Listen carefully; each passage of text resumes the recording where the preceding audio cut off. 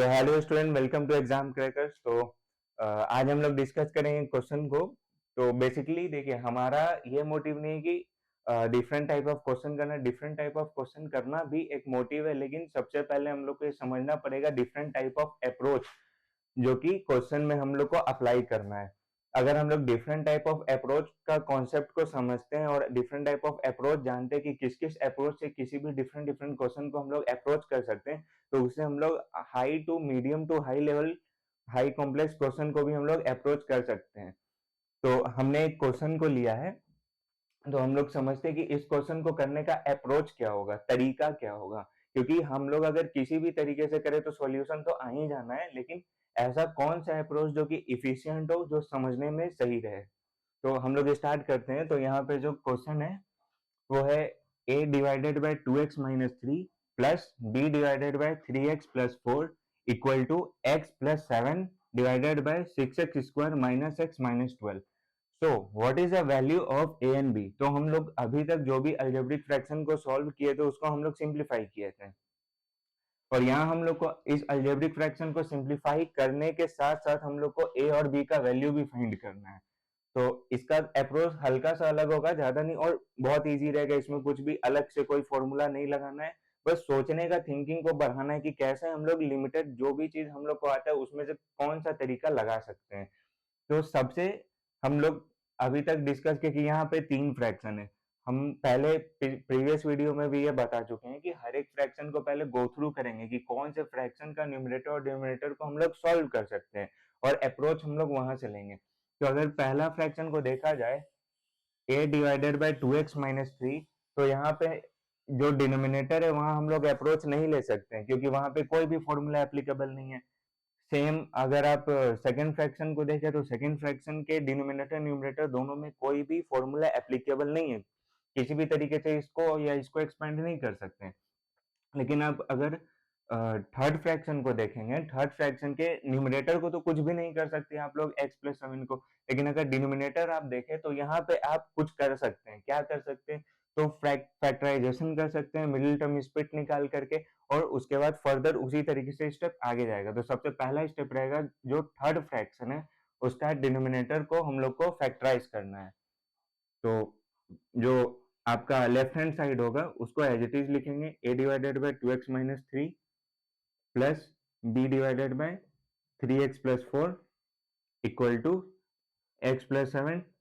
अब हम लोग इसको एक्सपेंड करेंगे। अब हम लोग जानते हैं कि फैक्टराइजेशन कैसे करते हैं, मिडिल टर्म स्प्लिट कैसे करते हैं। तो सबसे पहले यहाँ पे पहला आपका है 6 और यहाँ है 12, तो इस 6 और इस 12 को मल्टीप्लाई करेंगे, 72 आ जाएगा।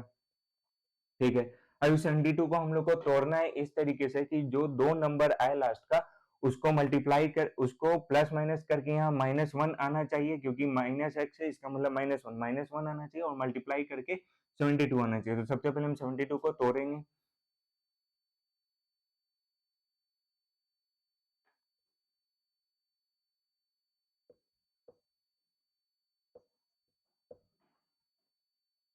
सो 2 टू जा 4 टू जा 8 इंटू 3 3 जा 9। तो इसको हम लोग 8 इंटू 9 करके भी लिख सकते हैं। सो अगर 8 इंटू 9 करेंगे तो 72 आएगा, और अगर हम 8 माइनस 9 करेंगे तो -1 आएगा। तो यहाँ पे कंडीशन हमारा सेटिस्फाई कर रहा है, यहाँ पे -1 भी आ रहा है और यहाँ मल्टीप्लाई करके 72 भी आ रहा है। तो इस रफ वर्क को हटा देंगे, और उसके बाद 8 इंटू 9, याद रखिएगा ये दो नंबर हम लोग निकाले हैं 8 इंटू 9, तो हम लोग यहाँ पे 8 इंटू 9 को लिखेंगे 6x square minus 8x, sorry plus x minus 9x minus 12। तो जैसा कि यहाँ पे अभी हम फैक्टराइज कर दिए, मतलब मिडिल टर्म स्प्लिट किए हैं, तो यहाँ पे हम लोग कॉमन लेंगे। तो यहाँ पे सेम आप करेगा a divided by 2x minus 3 plus b divided by 3x plus 4 equal to x plus 7। यहाँ पे हम कॉमन लेंगे, यहाँ से हम 6x स्क्वायर प्लस 8x में से 2x को कॉमन लेंगे। अगर 2x को कॉमन लेंगे तो यहाँ पे मेरा 3x आएगा और प्लस में 4 आएगा, और फिर इधर के टर्म में -3 को कॉमन लेंगे तो यहाँ पे हमारा आएगा 3x और प्लस यहाँ पे 4 आएगा। ठीक है। उसके बाद फिर इसको भी हम आगे सॉल्व करेंगे कॉमन लेके। तो a divided by 2x minus 3 plus b divided by 3x plus 4 equal to x plus 7 divided by 3x plus 4 into 2x minus 3। तो यहाँ तक हम लोग कर लिए। अब यहाँ के बाद हम लोग ये जो लेफ्ट हैंड साइड है, लेफ्ट हैंड साइड को सॉल्व करेंगे। कैसे सॉल्व करेंगे? तो जो दोनों फ्रैक्शन है, दोनों फ्रैक्शन का एलसीएम लेंगे और एलसीएम लेके इसको हम सिंप्लीफाई करेंगे ताकि इधर का डिनोमिनेटर और इधर का डिनोमिनेटर को हम कैंसिल आउट कर सकें। तो उसके लिए हम प्रीवियस वीडियो में बता चुके कैसे यहाँ पे एलसीएम लेके फर्दर स्टेप करना है। तो यहाँ पे 2x minus 3 into 3x plus 4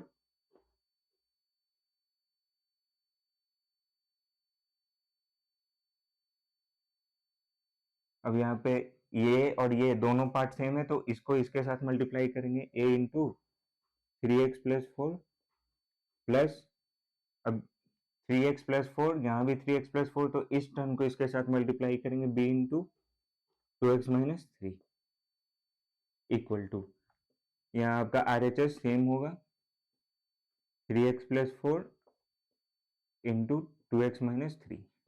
अब देखिए LHS और RHS दोनों तरफ 2x minus 3 into 3x plus 4 और यहाँ भी 3x plus 4 into 2x minus 3 तो दोनों सेम है, दोनों को हम कैंसिल आउट कर सकते हैं।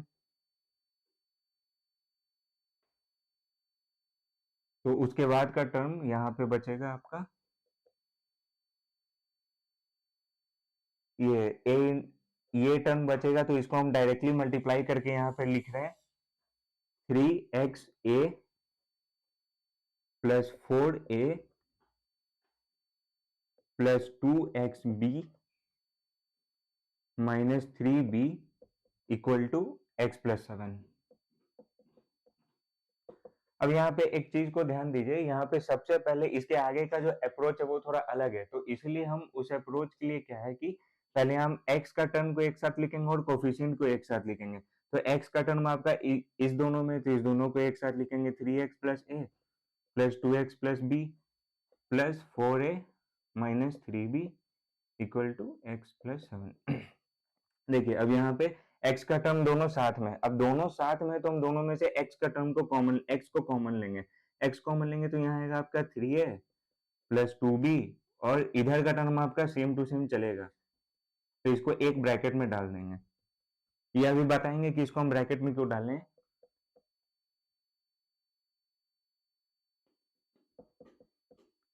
अब यहाँ पे देखिए, यहाँ पे एक कॉन्सेप्ट लगाएंगे, यहाँ पे जो अप्रोच रहने वाला है वो देखिए, इधर लेफ्ट हैंड साइड की तरफ भी दो टर्म है और राइट हैंड साइड की तरफ भी दो टर्म है।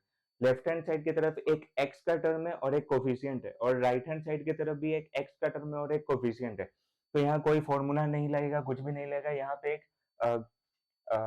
एक यहाँ पे एक अप्रोच लगेगा कोफिशिएंट को इक्वेट करने का। यहाँ पे x है, x का कोफिशिएंट आपका ये टर्म है और यहाँ पे भी x है, यहाँ पे x का कोफिशिएंट आपका 1 है। कोफिशिएंट होता है किसी भी वेरिएबल के आगे लगने वाले को हम कोफिशिएंट बोलते हैं। तो यहाँ x का कोफिशिएंट 1 है और यहाँ पे x का कोफिशिएंट ये टर्म है। तो अगर हम कोफिशिएंट को इक्वेट करते हैं, यहाँ पे हमको लिखना बहुत जरूरी है, बाय इक्वेटिंग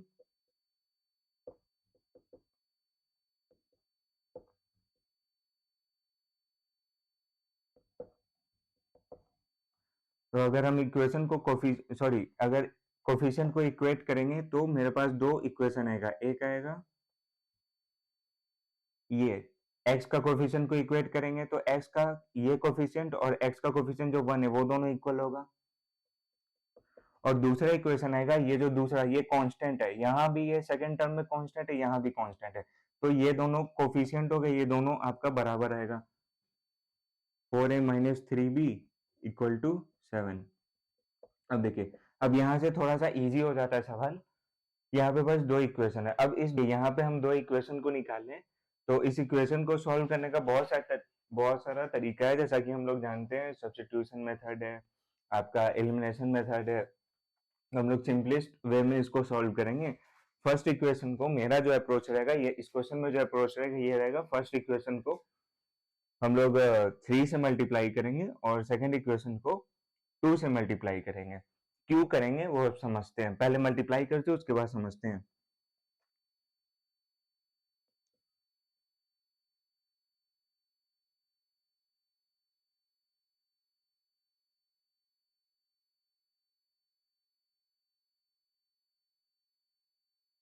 और इस ये पहला equation 3a plus 2b equal to 1 को अगर हम 3 से मल्टीप्लाई करेंगे तो क्या होगा, दोनों साइड, बोथ साइड करना है। जब भी मल्टीप्लाई करेंगे किसी भी इक्वेशन को तो बोथ साइड करेंगे, सिंगल साइड नहीं करेंगे।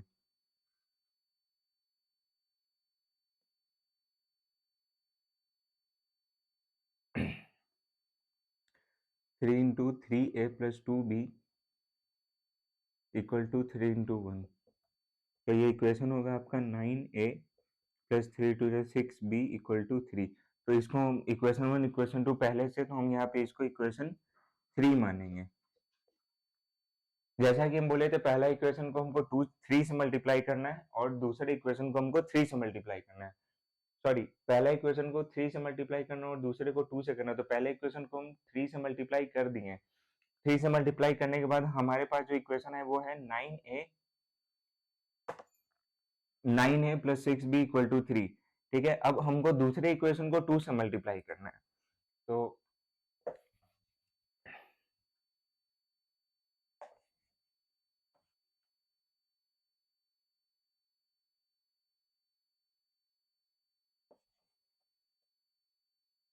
तो यहाँ पे हम लोग देखेंगे, यहाँ पे जो दूसरा इक्वेशन है उसको दूसरे इक्वेशन को 2 से मल्टीप्लाई करेंगे।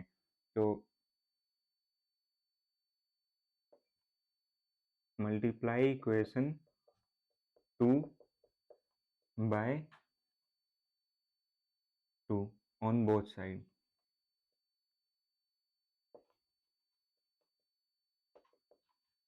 अब देखिए जो इक्वेशन है हमारा उसको हमको 2 से मल्टीप्लाई करना है दोनों तरफ। तो 2 into 4a minus 3b equal to 2 into 7, तो 8a minus 6b equal to 14। अब देखिए इक्वेशन 3, इसको हम इक्वेशन 4 मानेंगे। अब आइए यहाँ पे हम लोग समझते हैं कि हम पहला इक्वेशन को 2 से क्यों मल्टीप्लाई किए और सेकंड इक्वेशन को 3 से क्यों मल्टीप्लाई किए। अब देखिए हम यहाँ पे क्या करेंगे कि सबसे पहले इजी तरीका हम ये देखेंगे इलिमिनेट करने का, कि कौन सा वैल्यू पहले इलिमिनेट हो, क्योंकि यहाँ दो वेरिएबल है, ए है और बी है। अगर हम दोनों इक्वेशन में से किसी भी एक पर्टिकुलर वैल्यू को दोनों इक्वेशन में से इलिमिनेट करते हैं तो सिंगल वेरिएबल बचेगा, तो उस वेरिएबल का वैल्यू हम निकाल सकते हैं और फिर उस वेरिएबल का वैल्यू को पुट करके दूसरा वेरिएबल निकाल सकते हैं। तो उस तरह से हमको सोचना है। ये आपका पहला ओरिजिनल इक्वेशन है, ये दूसरा ओरिजिनल इक्वेशन है। पहले वाले जो ओरिजिनली आपके पास इक्वेशन है वो है आपका 3a plus 2b equal to 1, दूसरा है आपका 4a minus 3b equal to 7। तो कैसे हम दोनों, एक तरफ a है b है, यहाँ भी a है यहाँ भी b है, तो हमको ये सोचना है, इसमें ऐसा अप्रोच लेना है कि आप क्या नंबर को आप मल्टीप्लाई करिएगा या डिवाइड करिएगा। जैसे कि मान लीजिए यहाँ पे +2 है या -3 है, तो यहाँ पे हम दोनों इक्वेशन, पहले इक्वेशन को 2 से मल्टीप्लाई किए, दूसरे इक्वेशन को 3 से मल्टीप्लाई किए।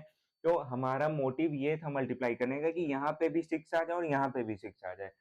पहले इक्वेशन में यहाँ +6 आए और दूसरे इक्वेशन में यहाँ पे -6 आए, ताकि जब पहले इक्वेशन में +6 रहेगा, दूसरे इक्वेशन में -6 रहेगा और दोनों इक्वेशन को जब हम लोग ऐड करेंगे तो +6 और -6 कट जाएगा। तो हमारे पास सिर्फ एक वेरिएबल बचेगा, ए का वेरिएबल बचेगा। तो उस ए का वेरिएबल से हम इजिली ए का वैल्यू निकालेंगे और उसके बाद उसको सब्स्टिट्यूट करेंगे तो बी का वैल्यू आएगा। तो इस कारण से हम लोगों ने यहाँ पे पहले इक्वेशन को 3 से मल्टीप्लाई किया तो यहाँ पे 6 आया, 6 भी आया। उसके बाद दूसरे को हमने 2 से मल्टीप्लाई किया तो यहाँ पे हमारा -6 भी आया। तो उसी तरीके से लीनियर इक्वेशन को सॉल्व करने के लिए आपको खुद से सोचना पड़ेगा कि आपको कौन सा अप्रोच सही लगता है। यहाँ पे हम सब्स्टिट्यूशन भी लगा सकते हैं। एक्चुअली यहाँ पे सब्स्टिट्यूशन भी यूज हो रहा है और आपका एलिमिनेशन भी यूज हो रहा है। तो उसके बाद हमारे पास दो इक्वेशन आया, पहला इक्वेशन ये आया, दूसरा इक्वेशन ये आया।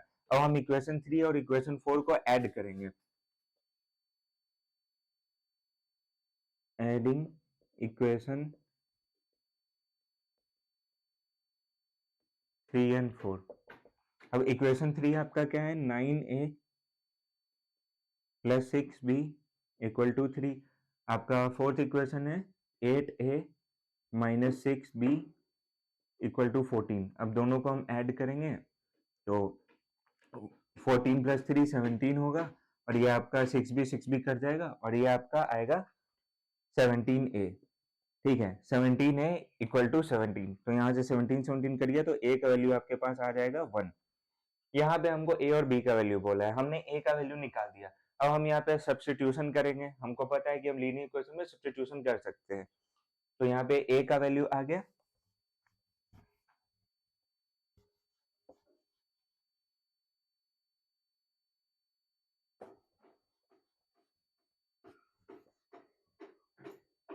अब देखिए यहाँ पे a का वैल्यू 1 आया। अभी इस a इक्वल टू 1, a का वैल्यू जो 1 है उसको हम कोई भी इक्वेशन में पुट करेंगे।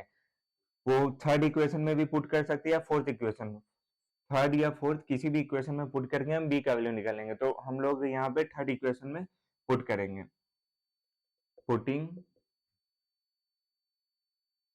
a equal to 1 in equation 3। Equation 3 को पहले लिखेंगे, क्या है, 9a plus 6b equal to 3। तो a की जगह हम 1 लिखेंगे, तो 6b इक्वल टू 3। तो यहाँ पे 6b इक्वल टू, और ये आपका 9 इधर जाएगा तो यहाँ -6 आएगा, 6 से 6 कैंसिल हो गया, तो b का वैल्यू आपका आ गया -1। अब यहाँ पे a और b का वैल्यू लिखा है, तो हम a और b दोनों का वैल्यू फाइंड कर चुके हैं। a है आपका 1 और b है आपका -1। तो देखिए ये क्वेश्चन थोड़ा सा सॉल्यूशन इसका लेंदी जरूर था, लेकिन ये सबसे इजीएस्ट वे है इस चीज को अप्रोच करने का। तो हम लोग इसमें कितना अप्रोच, किस टाइप से हम लोग अप्रोच लगाए वो इम्पोर्टेंट है, क्योंकि सॉल्यूशन करना इम्पोर्टेंट नहीं है, अप्रोच लगाना इम्पोर्टेंट है। और डिफरेंट डिफरेंट क्वेश्चन से आपको ये समझना चाहिए कि हर एक डिफरेंट टाइप के क्वेश्चन में आप अप्रोच कैसे लगा रहे हैं। फॉर एग्जाम्पल अगर आप 10 डिफरेंट टाइप ऑफ क्वेश्चन में अलग अलग अप्रोच सीखे हैं और 11th क्वेश्चन आपके पास बहुत कॉम्प्लेक्स क्वेश्चन है, तो आप उस पे डिफरेंट उस बाकी का 10 अप्रोच को उस पे अप्लाई करके उसका सॉल्यूशन निकाल सकते हैं। तो आपको क्वेश्चन सॉल्व करते टाइम या फिर क्वेश्चन इस वीडियो को देखते समय आपको अप्रोच समझ में आना चाहिए। तो इस वीडियो में हम लोग बात की इस क्वेश्चन के बारे में, और इस क्वेश्चन में 2 वैल्यू फाइंड करना था, हमने 2 वैल्यू फाइंड किया। और आगे के वीडियो में हम लोग इसका नेक्स्ट क्वेश्चन को डिस्कस करेंगे। Thank you.